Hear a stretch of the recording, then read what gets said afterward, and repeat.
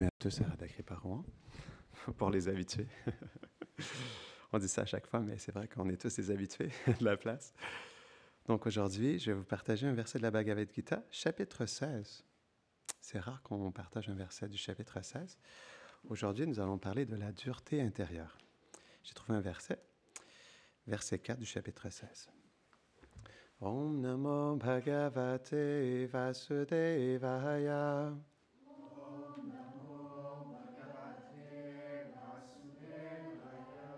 Om Namo Bhagavate Vasudevaya.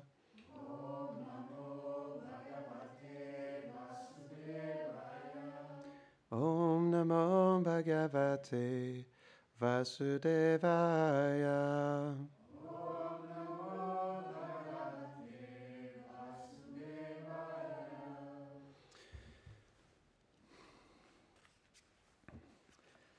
Dambhodharpo bhimanascha krodha parushyameva cha agyanam cha bijatasya partat sampadam asurim. Traduction. Ô fils de Pritha, l'hypocrisie, l'arrogance, la vanité, la colère, la dureté de cœur et le manque de discrimination, telles sont les qualités démoniaques qui se manifestent chez une personne née à un moment défavorable. Commentaire. L'âme conditionnée qui a accompli des activités impies dans sa vie passée hérite naturellement dans sa vie suivante de qualités démoniaques qui sont décrites dans ce verset. Celle qui naît ainsi prend naissance à un moment défavorable. Les qualités démoniaques sont la cause de l'esclavage matériel pour l'âme incarnée. On va répéter le verset. Ô fils de Pritha, l'hypocrisie, l'arrogance, la vanité, la colère, la dureté de cœur et le manque de discrimination, telles sont les qualités démoniaques qui se manifestent chez une personne née à un moment défavorable. Om Gyanatimirandasya Gyanam Jarasharakaya Chakshurun Meditam Jena Tasmai Shri Gurave Namaha Shri Chaitanya Manobishtam Stapitam Jena Bhutale Swayam Rupa Kadamayam Dadati Svapadantikam He Krishna Karuna Sindhu Dina Bandho Jagatpate Gopesha Gopika Kanta Radha Kanta Namostute Tapta Kanchana Gaurande Radhe Vrindavaneshwari Vrishabhanu Sute Devi Pranamami Hare Priye Vanchakalpatarubhyascha Kripa Sindhubhya Cha Patitanam Pavanebhyo Vaishnavebhyo Namo Namaha Jaya Shri Krishna Chaitanya Prabhu Nityananda Shri Advaita Gadadhara Shivasadi Gaura Bhakta Vrinda Hare Krishna Krishna Krishna Hare Hare Hare Rama Rama Rama Hare Hare Namo Vishnu Padaya Krishna Prashtaya Bhutale Shrimate Bhaktivedanta Swaminiti Namine Namaste Sarasvati Deve Gauravani Pracharine Nirvishesha Shunyavadi Paschatya Shatadine. Aujourd'hui, j'aimerais vous partager une histoire. L'histoire de Maharaj Parikshit. Avant cela, il faut comprendre qu'il y a plus de 5000 ans, il y a eu la plus grande bataille de l'histoire de l'humanité, la bataille de Kurukshetra, qu'on peut encore visiter aujourd'hui d'ailleurs. Donc, est-ce que vous vous rappelez combien de soldats sont morts sur cette bataille? Beaucoup plus. Quelqu'un dit 10 millions? Quelqu'un d'autre? Combien? 640 millions. C'était un peu plus. Il était enthousiaste. 640 millions de soldats sont morts dans cette bataille. C'est la plus grande bataille de l'histoire de l'humanité. Et tout ce qui restait à la fin, c'était les 5 Pandavas. Et donc, on sait que des Pandavas, il y a eu Abhimanyu, qui était le fils d'Arjuna, et Abhimanyu, il était marié avec Uttara. Et de leur union est né Maharaj Parikshit. Parikshit, est-ce que vous vous rappelez qu'est-ce que Parikshit veut dire? Oui, exactement, qui cherche Krishna. Pari Aksha. Pari veut dire qui partout alentour et Aksha, Pari Aksha qui cherche partout alentour. Donc, qu'est-ce qu'on veut chercher dans la vie? Krishna. Donc, Maharaj Parikshit, parce qu'il avait eu le darshan, la vision de Krishna quand il était dans le sein de sa mère, Krishna, pour le protéger d'une arme puissante, il était apparu dans le sein de sa mère et il lui avait manifesté sa présence. Et donc, comme il l'avait vu juste avant de sortir, quand il est sorti du sein de sa mère, naturellement, la première chose qu'il voulait faire, c'était chercher Krishna. Donc, Maharaj Parikshit était l'empereur. Il y a 5000 ans, c'était l'empereur de ce monde. C'est le dernier empereur. Je crois que non, peut-être il y en a eu quelques-uns, jusqu'à 3000 ans avant Jésus, il y a 3500 ans, il y avait un autre empereur qui était un roi saint. Mais Maharaj Parikshit était un des derniers rois saints. Donc, ce n'était pas un roi ordinaire, c'était même, il avait tellement de qualités qu'il gouvernait le monde entier. Et donc, à un moment donné, il était en expédition de chasse. Et il était vraiment assoiffé. C'était une journée, il faisait très chaud, il était assoiffé, donc il est allé dans un ermitage. Et quand il est entré, il y avait un sage, Shamika Rishi, qui était assis en transe, en profonde méditation. Et naturellement, dans la culture védique, dans la culture spirituelle de l'Inde, il y a dans cette culture-là quelque chose qui est vraiment important. On pourrait dire que c'est un des aspects les plus importants de la culture védique, c'est recevoir les invités. Et c'est expliqué dans les anciens textes de l'Inde que lorsqu'un invité vient, même si on est pauvre, on devrait au moins lui offrir 3 choses. Un endroit pour s'asseoir, des mots doux et un verre d'eau, un peu d'eau. Tout le monde peut faire ça. Mais lorsqu'il est entré, c'était quand même l'empereur du monde, non? C'est pas n'importe qui. On peut parler peut-être du président des États-Unis ou le premier ministre du Cambodge, mais là, on parle de l'empereur du monde entier qui était un roi saint, une âme réalisée. Donc, c'était pas n'importe qui. Donc, il entre et là, le sage, il n'a pas du tout, parce qu'il était en transe, le sage aussi, il cherchait Krishna. Il était en transe, en profonde méditation. Et du coup, comme il était absorbé dans sa méditation, il n'a pas vu Maharaj Parikshit. Et Maharaj Parikshit, dans cette instance, il s'est senti offensé que le sage ne l'ait pas bien reçu. Et donc, dans l'impulsivité, il a vu un serpent mort sur le sol, il a pris le serpent et il l'a placé sur son épaule droite. Et il est parti comme ça. Mais ensuite, il s'est senti mal. Mais il faut comprendre que tout ça, c'était un divertissement qui était orchestré par Krishna pour que Maharaj Parikshit renonce tout et pour qu'il puisse, pendant 7 jours, recevoir les enseignements de Shukadev Goswami, les enseignements du Srimad Bhagavatam. Donc tout ça, c'était en dehors aussi de son contrôle, c'était orchestré par Krishna pour qu'il puisse y avoir cette situation précise. Mais tout de même, donc il est parti, il était en profond remords, et qu'est-ce qui est venu après ça? Shringi, le jeune fils de Shamika Rishi, lorsqu'il est entré et lorsqu'il a vu le serpent mort sur l'épaule de son père, il était complètement outré. Et sur le champ, il a pris, parce que dans la culture védique, les sages, les brahmanas, ils ont un cordon brahminical. Il a pris son cordon, il l'a cassé comme ça, et il a maudit Maharaj Parikshit. Il a maudit de mourir dans 7 jours de la morsure du serpent Takshaka. C'est ça, Takshaka? Du serpent Takshaka.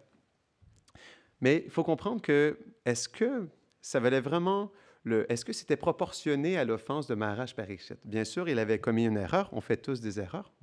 Est-ce que quelqu'un ici n'a jamais fait d'erreur? On a tous fait des erreurs. On s'est tous senti mal aussi d'avoir fait des erreurs. C'est normal. Mais Shringi ne s'est pas repenti et son père, il était profondément perturbé de ça, que Shringi ne se soit pas repenti parce que son père qui était en méditation, malheureusement, n'avait pas pu porter attention à Maharaj Parikshit. Mais lorsqu'il a réalisé la situation, au contraire, il était plutôt peiné que son fils ait maudit Maharaj Parikshit. Donc ça, c'est une histoire qui est très intéressante. On peut comprendre dans le personnage de Shringi qu'il avait une dureté de cœur, comme explique ce verset. Qu'est-ce qui nous amène à avoir une dureté de cœur? C'est ce qu'on appelle les qualités démoniaques. Ça fait un peu péjoratif, mais ce sont les qualités négatives que Krishna décrit dans le 16e chant du Bhagavatam. Et si on est sincère avec nous-mêmes, on peut tous sentir qu'à l'intérieur de nous, on a certaines qualités qui sont plus divines et certaines qualités qui sont plus démoniaques. Je me rappelle, moi, personnellement, quand j'étais un adolescent, Quand on est dans l'adolescence, on a l'envie de faire des choses, parfois de faire des mauvais coups. Et dû à mon association, j'avais des amis qui étaient un peu chapardards et on faisait des mauvais coups. Mais à l'intérieur de moi, je sentais que, malgré le fait que j'avais ces dispositions à faire des mauvaises choses, à l'intérieur de moi, je sentais aussi un côté positif, un côté plus sain, plus divin.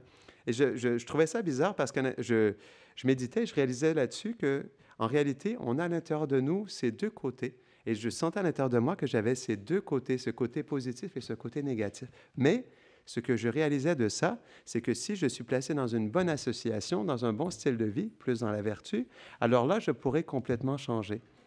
Mais l'association nous pousse beaucoup justement à parfois faire des choses négatives ou cultiver des sentiments négatifs dans notre cœur. Donc, on peut voir dans la personnalité de Shringi qu'il était impulsif. Il n'a pas laissé le temps à Maharaj Pariksit. Il n'a pas laissé le bénéfice du doute. Parce qu'en réalité, malgré le fait qu'on peut, dû à justement ces qualités négatives qui se trouvent à l'intérieur de nous, plutôt dans notre conditionnement, on a tous un côté positif, on reste tous des âmes spirituelles. C'est le conditionnement qui nous recouvre, qui nous pousse parfois à accomplir des actes négatifs. Non. Ça, c'est le conditionnement. Quand Arjuna il discute avec Krishna dans la Bhagavad Gita, il lui demande qu'est-ce qui me pousse au-delà de moi-même, quelle est cette force qui me pousse à agir d'une manière négative. Et Krishna il explique que c'est la concupiscence qui est l'ennemi qui dévore le monde entier. Mais cette concupiscence, elle exprime toutes sortes de sentiments, comme c'était expliqué dans ce verset. La fierté, non? La fierté, c'est ce qui nous pousse à être trop centré sur nous. Et à cause de ça, naturellement, on a tendance à commettre des erreurs parce qu'on est trop centré sur nous-mêmes. On n'arrive pas à percevoir ce qui se passe réellement dans notre vie. On n'arrive pas à se poser pour avoir l'intelligence pour comprendre les réactions négatives de notre karma qui nous poussent à avoir des situations provocatrices. Et c'est cette fierté qui nous pousse à nous éloigner justement de cette vérité, que nous sommes conditionnés par ces aspects positifs et négatifs. Il y a aussi l'arrogance, comme il expliquait ce verset, l'arrogance qui nous pousse justement à avoir une vision surdimensionnée de nous-mêmes et qui, encore une fois, nous pousse à faire des erreurs. Et il y a aussi la dureté de cœur qui nous pousse justement à des fois à être impulsifs dans une situation et réagir d'une manière négative. Donc, c'est ça. Pourquoi j'expliquais justement ce point-là, c'est que nous sommes tous des âmes spirituelles et malgré, même dans notre conditionnement qui nous recouvre, il n'y a pas seulement des points négatifs, mais il y a aussi des aspects positifs. C'est pourquoi lorsqu'on perçoit une autre personne, on peut toujours percevoir le verre à moitié plein ou à moitié vide. C'est intéressant. C'est une belle méditation pour nous-mêmes et pour ce qu'on perçoit dans la vie. Mais c'est ça, Shringi n'a pas laissé le bénéfice du doute. Maharaj Pariksit, il était l'empereur du monde entier, c'est un pur dévot du Seigneur. Il avait établi la vertu et l'adoration du Seigneur dans le monde entier. Donc, c'était une personnalité qui était incroyable. Mais l'impulsivité, elle fait que, sous le joug de la colère, une personne est prête à maudire une personne sainte comme Maharaj Pariksit et tout perdre en un instant. Parce que c'est expliqué que lorsqu'on manque de respect envers une personne sainte, alors on détruit notre vie. On détruit notre durée de vie, on détruit toutes les choses positives dans notre vie. Donc, l'impulsivité a poussé Shringi à agir d'une manière négative. Et ensuite, il était aussi sceptique. Il pensait au pire. On peut voir dans notre propre existence, dans notre perception des choses, qu'on a tendance aussi, dans notre état d'esprit de vouloir critiquer les autres, à toujours penser le pire. C'est ce qui fait qu'on ne laisse pas le temps de pas réagir tout de suite. C'est pourquoi, justement, cette dureté de cœur, elle nous pousse à être impulsifs et à dire des choses dures, non? À penser des choses dures. Mais on devrait toujours, pour éviter d'être dans le même état d'esprit que Shringi, on devrait toujours se poser avant d'agir, de ne pas réagir tout de suite, parce que dans la réaction, il y a l'impulsivité, et dans l'impulsivité, il y a la colère qui nous pousse des fois à dire des choses très dures ou à commettre des gestes très, très durs. Donc, on pense au pire, et ça, c'est un problème. Donc, on devrait justement se laisser le temps laisser le temps agir, parce que souvent, ce qui se passe, c'est qu'une personne, lorsqu'elle fait une erreur, souvent, justement, elle se remet en question et elle essaie de changer aussi. Donc, on doit aussi laisser le temps pour la personne elle-même de changer, ou plutôt pour nous, d'apprécier cette personne malgré justement cette circonstance négative, d'apprécier que cette personne, elle a des qualités, elle a fait des efforts dans sa vie. C'est juste qu'elle est dans une situation qui est difficile. Il y a une histoire qui est intéressante par rapport au fait de penser au pire. Vous allez voir, c'est très pertinent par rapport à la dureté de cœur. À un moment donné, c'est une histoire qui est racontée dans les anciens textes de l'Inde. Il y avait un fils avec son père qui marchait de village en village avec un cheval. Ils sont arrivés au premier village et le père, il marchait avec son fils aux côtés du cheval. Et lorsqu'ils sont entrés dans le premier village, qu'est-ce qui s'est passé? Ils ont entendu, juste dans la sortie du village, ils ont entendu les villageois qui critiquaient. Ah, mais ils sont stupides, pourquoi ils montent pas sur le cheval? Ils ont un cheval avec eux, puis ils n'utilisent même pas le cheval, mais c'est complètement stupide. Et donc là, ils se sont dit, ah non, mais qu'est-ce qu'on va faire? Donc pour le prochain village, le père, il a dit à son fils, OK, comme on s'est fait critiquer dans le premier village, je vais te mettre sur le cheval, et comme ça, on ne pourra pas se faire critiquer. Donc il rentre dans le deuxième village, et il ressort du village, qu'est-ce qui se passe encore une fois? Et là, les gens du village, ils critiquent, et le père, il dit, il critique le fils en disant, mais qu'est-ce qu'il fait? Il est jeune, c'est un jeune garçon, mais son père est plus âgé. Pourquoi il ne laisse pas son père s'asseoir sur le cheval? Et donc là, le père, il est confus, il se dit, mais qu'est-ce qu'on va faire? Pour le troisième village, il dit à son fils, OK, c'est moi qui vais m'asseoir. Je vais m'asseoir sur le cheval. Donc il s'assoit, qu'est-ce qui se passe? À la sortie du troisième village, les villageois critiquent encore et disent, mais est-ce que vous avez vu le fils? Il est plus jeune et le père, il est assis sur le cheval. Pourquoi il laisse pas son fils s'asseoir sur le cheval? Et là, le père, il dit, mais qu'est-ce qu'on va faire? Peu importe ce qu'on fait, on se fait critiquer. Et donc là, ils arrivent dans le quatrième village et le père, il dit, garde, on va refaire la même chose. On va se placer à côté du cheval. Encore une fois, il se replace et là, dans le quatrième village, il se passe la même chose. Et tout le monde critique le père, le fils et le cheval. Donc ça, c'est une histoire qui est très intéressante. Ça nous montre à quel point, justement, peu importe ce qu'on fait dans la vie ou ce qu'on ne fait pas, on est toujours critiqué de toute façon.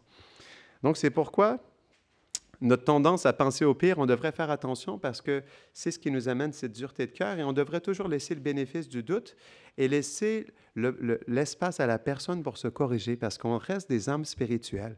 Et lorsqu'on critique une personne, lorsqu'on la condamne, on coupe l'opportunité à une personne de se changer et de s'améliorer. Donc, c'est pourquoi il y a toujours le potentiel dans l'âme de s'améliorer et de développer des qualités plus divines, non? Par l'intention, par le désir sincère de vouloir changer. Mais c'est pourquoi, justement, on doit, au lieu de penser au pire, essayer plutôt de penser au bien en laissant du temps, parce qu'avec le temps, on pourra se dire, ah, finalement, ben, cette personne, elle fait des efforts, elle est comme ci, comme ça, et ça nous permet un peu de relativiser les choses. Donc, ensuite, qu'est-ce que Shringi, il a fait? Dans sa réaction, elle était disproportionnée. On pourrait dire qu'en réalité, même si Maharaj Parikshit avait une certaine dureté dans l'instant présent et il avait été impulsif dans le fait de prendre le serpent, il s'était complètement repenti par la suite et il était dans la profonde humilité. De même que lorsqu'il s'est fait maudire par Shringi, il n'a pas du tout réagi. Il n'était pas en colère, il a complètement accepté cette malédiction comme la bénédiction du Seigneur en réalité, comme sa miséricorde, pour l'aider justement dans cette circonstance de recevoir la connaissance transcendantale. Donc, Maharaj Parikshit, il s'était complètement ressaisi, mais Shringi, lui, pas du tout. Donc, on peut constater dans ça que la réaction de Shringi, elle était 10 fois, même 100 fois pire que celle de Maharaj Parikshit. Donc, elle était disproportionnée en réalité. Il a réagi pire que ce que Maharaj Parikshit méritait. Est-ce qu'il méritait la mort parce qu'il avait fait cette offense? Non, il ne méritait pas la mort. Ce n'était pas en proportion avec l'offense qu'il avait commis parce que tout ça était arrangé par le Seigneur. Il était juste un instrument dans les mains du Seigneur dans ce divertissement particulier. Mais c'est pourquoi, justement,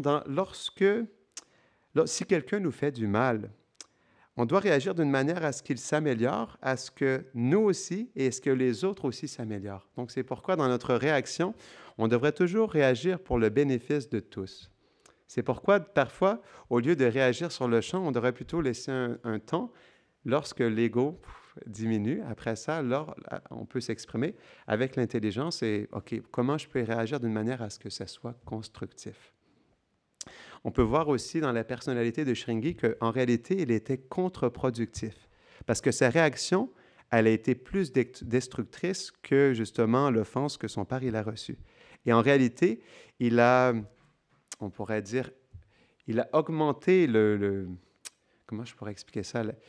L'intensité de cette situation. Je cherche le mot, pas dramatisé, mais c'est quoi le mot?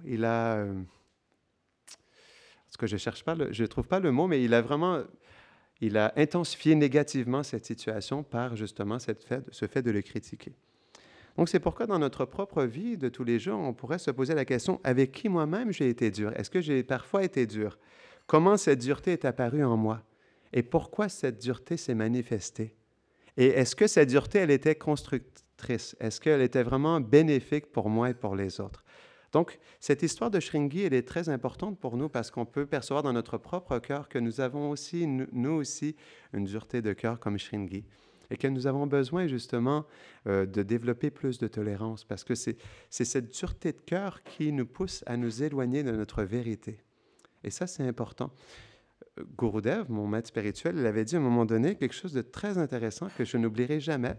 Il avait dit, on doit tolérer pour rester dans la vérité. Parce que lorsqu'on nous-mêmes, on réagit par rapport à un autre, on renforce la valeur du geste négatif de l'autre, en réalité. C'est intéressant. Et nous-mêmes, on se place dans l'illusion parce qu'on s'influence de notre faux ego et on ne donne pas la disponibilité à l'autre aussi de percevoir non pas la valeur, mais plutôt le côté négatif de son geste. Et ça, c'est intéressant. Donc, plus on tolère, on se protège nous-mêmes de tomber dans des émotions négatives et aussi on permet à l'autre graduellement de réfléchir sur ses gestes et de voir comment elle aussi, à travers cette tolérance, elle peut aussi commencer à réfléchir sur ses comportements négatifs. J'ai un verset du Bhagavatam que je voulais vous partager qui est très significatif par rapport justement aux qualités des Vaishnavas. Parce que c'est expliqué que les dévots du Seigneur, ils ne se défendent jamais et ils ne se sentent jamais offensés. C'est le cœur du Vaishnava. Il y a un verset dans le Bhagavatam qui explique que les dévots du Seigneur sont tellement tolérants que même s'ils sont diffamés, trichés, maudits, dérangés, négligés ou même tués, ils ne sont jamais enclins à se venger. C'est beau. C'est vrai que c'est très élevé, mais c'est très beau. Ça, c'est le cœur du Vaishnava. Et ça devrait être une inspiration pour nous dans notre vie. Parce que si on réfléchit un peu sur justement cette histoire de Shringi et comment ça reflète notre propre dureté de cœur, on peut réaliser qu'on a souvent été dur envers nous-mêmes et envers les autres. Et que cette dureté, en réalité, elle n'était que complètement défavorable à notre éveil spirituel. Donc, c'est pourquoi aussi, souvent, on réagit négativement, mais là, on devrait, tout d'abord, lorsque quelqu'un nous critique, on devrait en premier se poser cette question. Est-ce que c'est vrai? Si quelqu'un me critique de quelque chose de négatif, est-ce que c'est vrai? Peut-être que c'est vrai. Si ce n'est pas vrai, alors y a-t-il une part de vérité dans ce qu'elle dit? Et s'il n'y a pas de vérité, alors au moins, ils peuvent m'avertir de ce que je ne devrais pas faire à l'avenir. Et finalement, c'est bon pour moi parce que ça m'aide à développer l'humilité. Wow! C'est beau! C'est tellement beau, l'humilité. Et c'est tellement la richesse des Vaishnavas. Donc, on devrait vraiment prendre ça dans notre cœur et voir justement comment cette dureté de cœur, c'est cette dureté qui nous empêche de progresser spirituellement, qui résiste, qui nous fait résister dans cet éveil spirituel. Donc, c'est pourquoi on doit devenir expert dans l'art de recevoir la critique. Parce que la critique, elle est faite pour nous aider à développer l'humilité et la tolérance. Parce que les situations provocatrices sont la miséricorde de Krishna. C'est beau ça. Les situations provocatrices sont la miséricorde de Krishna. Et elles sont nécessaires pour nous aider à développer l'humilité et la tolérance. On en a tous besoin parce qu'on a cette dureté de cœur qui nous empêche d'être dans l'humilité et la tolérance. Est-ce que Krishna, on doit se poser cette question, lorsque nous sommes durs envers nous-mêmes et envers les autres, est-ce que c'est quelque chose que Krishna apprécie? Est-ce qu'il apprécie notre dureté de cœur? Au contraire, pas du tout. Il explique dans la Bhagavad Gita que celui qui est tolérant, il met très, très cher. Il dit ça, très, très cher. Celui qui est tolérant, qui est humble, il met très, très cher. Il met l'emphase 2 fois. Tellement c'est important pour Krishna, parce que Krishna, pour lui-même, l'humilité est tellement une qualité importante. J'ai une autre histoire à vous partager par rapport justement à la critique, l'histoire du kitchari empoisonné. Est-ce que vous l'avez déjà entendu? C'est une histoire qui est aussi très pertinente par rapport à la dureté de cœur. Donc, à un moment donné, il était une fois un roi qui, par sa magnanimité, sa générosité, avait cuisiné du kitchari pour tout le voisinage. Et donc, ils avaient commencé à servir le kitchari. Et malheureusement, au même moment, il y avait un oiseau dans le ciel qui tenait un serpent dans sa bouche, dans son bec. Et Au même moment où l'oiseau il est passé avec les serpents, au-dessus de la grosse casserole de kitchery, il y a une goutte du venin du serpent qui est tombée dans le kitchery. Et donc là, sans le savoir, non, en toute innocence, le roi, ils ont continué à distribuer le kitchery. Et à un moment donné, il y a un villageois qui a mangé la portion où il y avait le venin et est mort sur le champ. Et quand justement les serviteurs de Yamarash, qui est celui qui préside sur la mort et qui juge les êtres selon les activités qu'ils ont commis, positifs et négatifs, ces assistants sont venus sur le champ pour comprendre la situation et ils se sont interrogés. Donc, qui doit recevoir la faute de ça? Est-ce que c'est le roi? Non, parce que le roi, en réalité, il n'était pas conscient de ça et lui, dans sa magnanimité, il voulait juste servir son peuple. Donc, ce n'est pas le roi qui est en faute. Est-ce que c'est l'oiseau qui est en faute? Non. L'oiseau n'est pas en faute parce que l'oiseau, de toute façon, il était juste dans son instinct de prendre l'oiseau et de prendre le serpent et de continuer sur son chemin. Est-ce que c'est le serpent qui est en faute? Non. Premièrement, il était mort. Et deuxièmement, le serpent, il est né avec cette nature d'avoir du venin. Donc, ce n'est pas de sa faute non plus. En plus, il était mort. Et donc, ils se sont posé la question, mais c'est la faute de qui? Et ce qui s'était passé, c'est que pendant ce temps-là, il y a plein de résidents du royaume qui commençaient à critiquer le roi par rapport à la situation. Et ils ont continué à chercher les serviteurs de Yamaraj et ils ont entendu justement une personne qui critiquait négativement le roi et ils ont dit la faute va tomber sur cette personne. C'est vraiment intéressant et je vais vous montrer un autre verset du Bhagavatam qui montre ça très bien, qui m'a toujours beaucoup inspiré. C'est dans le premier chant du Bhagavatam, chapitre 17, verset 22. Le roi dit « Ô toi qui es sous la forme d'un taureau, vous connaissez la vérité de la religion et vous parlez selon le principe que la destination destinée à l'auteur d'actes irréligieux est également destinée à celui qui identifie l'auteur. Vous n'êtes autre que la personne de la religion. » Vraiment intéressant. Donc, lorsqu'on critique une personne qui commet un geste négatif, à moins que ce soit dans une circonstance ou une responsabilité particulière, on porte la faute aussi. Parce qu'il faut comprendre que les gens sont influencés par le conditionnement, le karma qui leur pousse à agir négativement. Ce sont comme nous, comme on avait expliqué dans une autre classe, des victimes de leur conditionnement. Ça ne veut pas dire qu'on doit tolérer ou accepter des gestes négatifs, non. On doit parfois aussi, justement, quand ce sont des gestes qui sont trop négatifs, on doit juger parce que c'est nécessaire pour la protection et le bien-être des citoyens, c'est normal. Mais en même temps, on ne doit pas tomber dans une critique négative trop intense parce que ça aussi, ça peut nous contaminer. Parce qu'on porte aussi cette faute en même temps. C'est ce que ce verset veut dire. Donc, il faut faire la part des choses par rapport à ça. Mais l'histoire du roi, justement, montre bien ce principe de trouver la faute chez les autres. C'est pourquoi on doit toujours, encore une fois, laisser le bénéfice du doute et justement faire attention à être impulsif, d'être trop sceptique, trop disproportionné et contre-productif lorsqu'on réagit par rapport aux autres parce qu'on peut faire plus de mal qu'il est nécessaire et on peut, encore une fois, c'est ça le mot que je cherchais tout à l'heure, aggraver. Shringi avait aggravé fortement la situation. Donc, on doit faire attention de nous-mêmes de ne pas aggraver la situation. Déjà, les choses sont difficiles dans ce monde, donc pourquoi aggraver les choses? C'est pourquoi, justement, je vais terminer sur une note positive. La dureté de cœur, elle nous empêche de trouver la douceur en nous parce que l'âme, elle est faite pour vivre dans une douceur incommensurable. Le Seigneur, il est la personnification de la douceur. Il y a un chant qu'on chante parfois qui explique la douceur du Seigneur, la douceur de son chant, de son sourire, de ses pas, de ses gestes, de sa flûte, de tous ses faits et gestes. Donc, le Seigneur, il manifeste la douceur et quand nous, on exprime la dureté de cœur, on se coupe de cette douceur que nous pouvons manifester dans notre cœur. Parce que l'âme, elle est faite pour vivre dans la douceur. Parce qu'elle est connectée au Seigneur et le Seigneur, il vit dans le royaume de l'amour et de la douceur. Donc, ce n'est pas naturel pour nous d'être dans la dureté et c'est contre-productif contre l'éveil de la douceur à l'intérieur de nous. Donc, si on veut, premièrement, sentir cette propre douceur à l'intérieur de nous et l'apprécier chez Krishna, on doit justement travailler sur l'éveil de cette douceur parce qu'on ne pourra pas non plus l'apprécier chez Krishna si on ne l'apprécie pas chez les autres et on ne la manifeste pas à l'intérieur de nous. La charité commence à la maison. Donc, si on veut éveiller cette douceur, on doit justement méditer sur cette douceur et voir comment cette dureté de cœur, elle nous éloigne de cette douceur qui est essentielle pour l'éveil de l'âme. Donc, on va terminer ici. Est-ce qu'il y a des commentaires ou des questions avant que nous terminons? Grantara Srimad Bhagavad Gita ki, Jai. Nitai Gaura Premanande.